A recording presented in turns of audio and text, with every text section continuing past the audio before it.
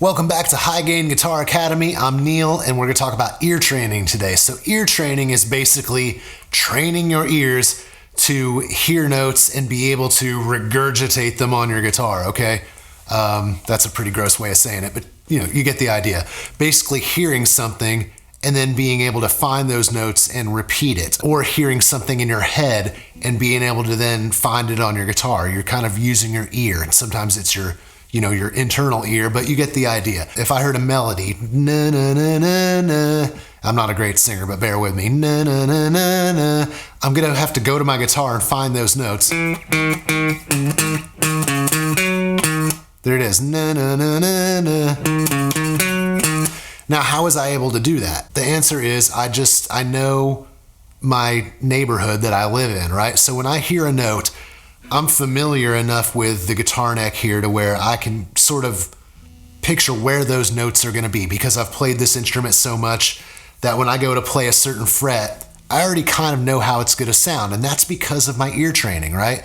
It's because I've recognized the sound of my guitar notes and matched them with other songs and melodies I've heard so many times to where now I can just go to my guitar and find it. Na na na na na na. Yeah.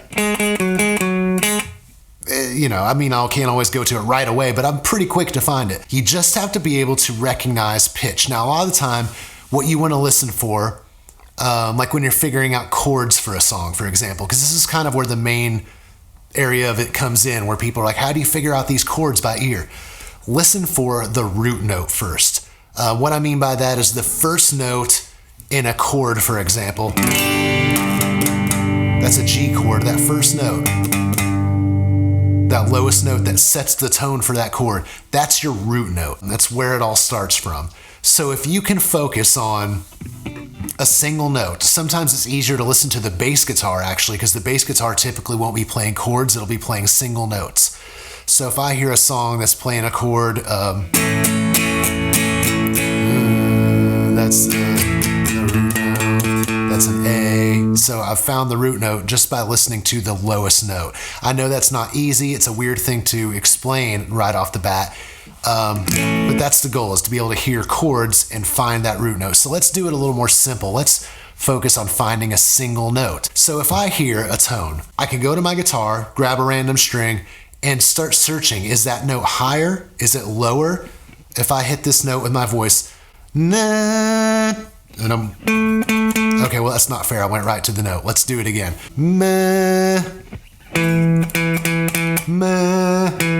It sounds like I'm playing a lower note than that. Ma,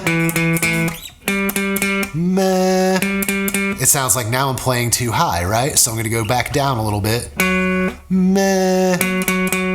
So now I've found that note by saying meh. You get the idea. If it sounds like your guitar is making a lower tone than the one you're trying to match, then move up a little bit. If it sounds like your guitar is played too high, then move down until you find that note. Process of elimination, guys. If you hear a melody, search around and find that note.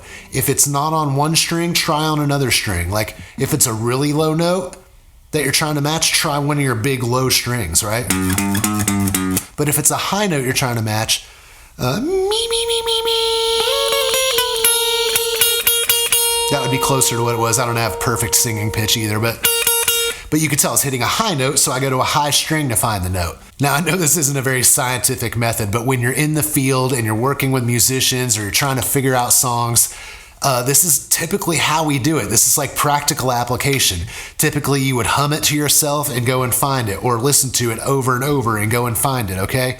So I'm not going to give you a real technical explanation of this. It's just going to be how we would pretty much do it every day, sitting in front of our computer or listening to your phone or whatever it is, okay?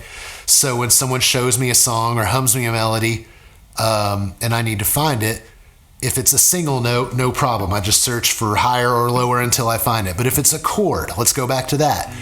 Listen for the root note, for the lowest note, and then listen for the color of the chord. And what I mean by that is, does it sound like a happy or a sad or whatever? Does it sound major or minor or whatever any of the other chords are? So at this point, hopefully you know your basic chords. If I hear that chord and I can identify the root note, then I need to listen. Is it sound more minor or more major? Is it happy or sad? You know, so that's when you got to use your feelings, okay, as well as your ear for a single note. You have to feel out, does it sound happy? Does it sound sad? And again, just start feeling around, play those different variations of the chord until you kind of find what matches what you're trying to either imitate or what you're trying to create. Sometimes we hear these things in our head. When I'm trying to write a song, I have this idea in my head of how it should go, and then I'll go to my guitar and try to find those notes or chords to match it, okay? So as long as you know all your tools available to you, then you should be able to kind of find that. The other part of that, like I said, is by knowing the neighborhood you live in. I'm pretty familiar at this point with what parts of the neck make certain tones and sounds. So when I hear something, I kind of know where to go. And I think you can too if you just continue to practice it. I was at a friend's house one day and he had a squealy faucet. Like when he turned on his kitchen faucet, it started making this noise, and I was able to listen to the pitch of it and tell him, like, you know, that was an A or whatever it was. And I went and grabbed a guitar and, oh, I did it. It was an A.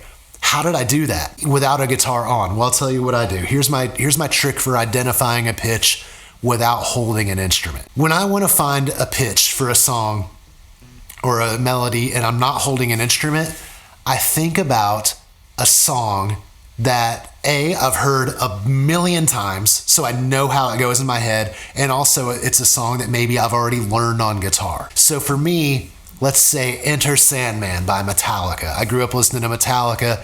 Enter Sandman's one of their more famous, popular songs.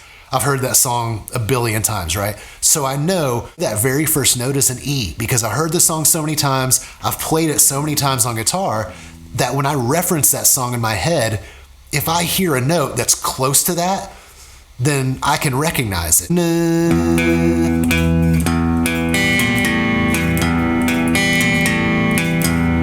Okay, now again, I'm not a great singer, so it's kind of hard to relate that to perfectly pitched with my guitar. But I will think about a song in a certain key that I know, and if the note I'm hearing is higher or lower than that song I'm referencing, well, then I can just kind of go up or down tones in my head. Like I can go, you know, sharp, I can go flat. So, na, na, na, na, na. So I can, you know, I can sort of go through those notes to some degree in my head and roughly figure out where the note that I'm hearing is. Using that technique, a lot of the time I end up being pretty close, if not dead on. Again, I know it's not very scientifically, you know, proven, like here's a, you know, exact fail-safe way to do it. But again, this is how we learn things, you know, on the fly. And I'm all about that. I'm all about like practical application, how you will actually use things in your day-to-day thing. Is this like a scientifically proven technique? No, but scientists don't typically play as much guitar as we do, right? So, or maybe you're a scientist, I don't know. But, you know, for me, this works really well. So find a couple songs. I like to find one in the key of E and in the key of A, because those two tones are a good like 5 frets apart. So it gives you starting points of like, oh, here's a higher one I can reference, here's a slightly lower one I can reference. Plus the keys of E and A are super commonly used in guitar songs and songs that are written on guitar, okay? So that's a good place to start. Ear training comes down to humming a note, searching for a note, feeling around, getting used to your guitar and the notes it can create, where those notes are created, and then relating it to whatever you're hearing or trying to, you know, imagine. Guys, I'm telling you, this is how I learned it, okay? And by practicing this a little bit every day, and like I said, I'll hear a noise in the kitchen, I'll hear a noise outside, I'll hear a police siren, I'll hear a whistle, I'll hear anything that's a tone, and I will try to identify what that note is. It seems weird to a lot of people, but as a musician, you know, there's sounds and music in everyday life everywhere we go. So being able to kind of identify those notes, that's going to make you that much better of a creator on your instrument. Hopefully this was helpful and you can implement this into your learning. Watch this video as many times as you need to, and always good to come back and revisit these things. So that's my advice to you. Take it, learn it, love it, use it. Best of luck to you. See you next time.